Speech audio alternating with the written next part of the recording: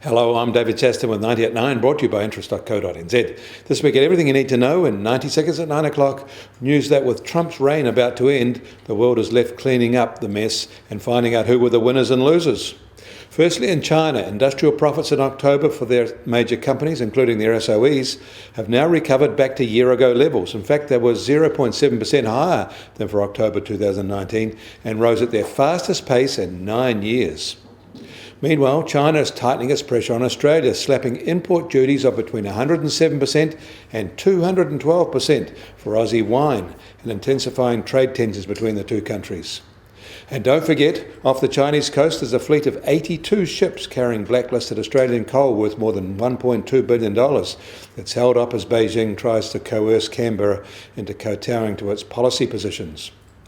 And Australia is now readying a trade dispute against China in the WTO, one over an earlier ban on barley. And in the US, there are reports that some shopping malls are deserted as the pandemic pushes retail online even faster. Amazon is reported to be trying to hire workers at the rate of about 3,000 a day, and courier delivery companies are struggling to find drivers to respond to this unprecedented shift.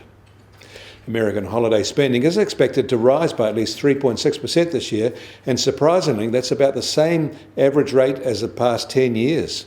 But this year it's boosted by more than a 20% rise in online shopping. In the EU, they're suffering a new round of pessimism, with sharp falls in both consumer and now business sentiment.